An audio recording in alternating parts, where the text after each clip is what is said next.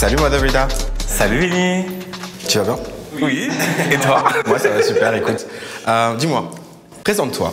Bien sûr. Donc mon nom c'est Rida, Rida Ladurée, Mozart de la première house française. Donc une house qui a été créée en 2013. L'esprit du Vogue Femme, c'est quoi? L'esprit du Vogue Femme, pour moi c'est l'essence de la féminité. Faut exprimer la féminité qu'on a en nous.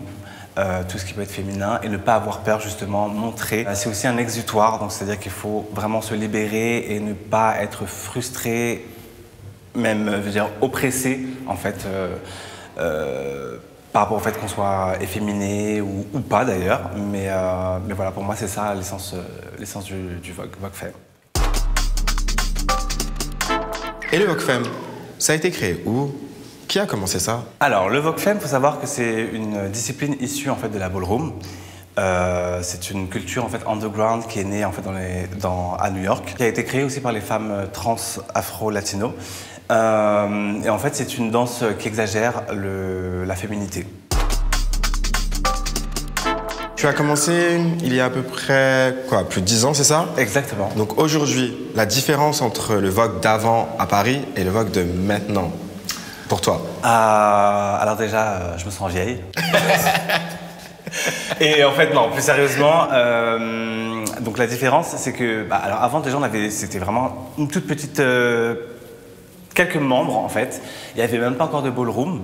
Là, la ballroom s'est construite. On a des générations et des générations. Le Vogue change énormément parce que les gens ont soif. Les filles ont soif, elles ont soif, donc on voit vraiment la différence entre les anciens et les nouvelles. Et d'ailleurs, c'est plutôt bénéfique parce que ça montre en fait que la chose continue à grandir en fait. Donc c'est plutôt bénéfique pour la ballroom et c'est très bien aussi pour la ballroom française. Avec la situation actuelle, Covid, confinement, est-ce qu'on peut danser? Est-ce qu'on peut aller dans des balls? Pour la plupart des gens de la communauté, ils sont frustrés par rapport à cette merde en fait. Ça nous bloque parce que du coup, il n'y a pas forcément de training. Et bon, on a chez soi aussi, devant la caméra, mais je veux dire, c'est pas comme si on était ensemble, en famille, la convivialité, ça nous arrive quand il fait beau de faire des pique-niques, voilà. On fait des pique-niques, on se rejoint, on essaie de respecter les mesures sanitaires, puisqu'il faut. Toi qui pratiques le voguing, oui. Tu penses que cet art est politique? Cet art est tout à fait politique en fait. À partir du moment où on est racisé et LGBT, c'est politique. Tu penses peut-être qu'il y a un message derrière le voguing?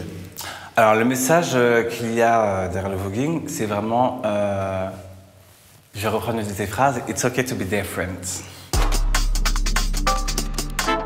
Situation.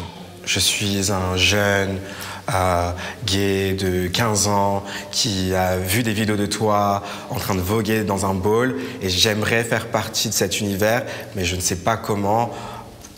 Qu'est-ce que je fais? Comment je contacte qui?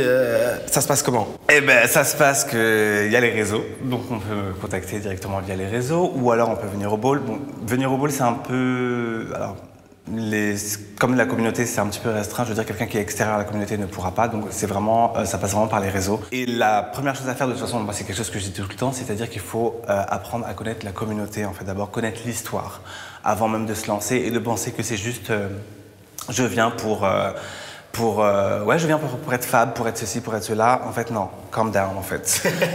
Tu viens, tu vas grandir, tu auras le temps de grandir, mais laisse le temps aux choses en fait. Aujourd'hui, 2021, c'est un peu compliqué de performer en étant artiste, en étant vogueur, en étant chanteur, etc. Comment tu vois le futur pour la scène du voguing?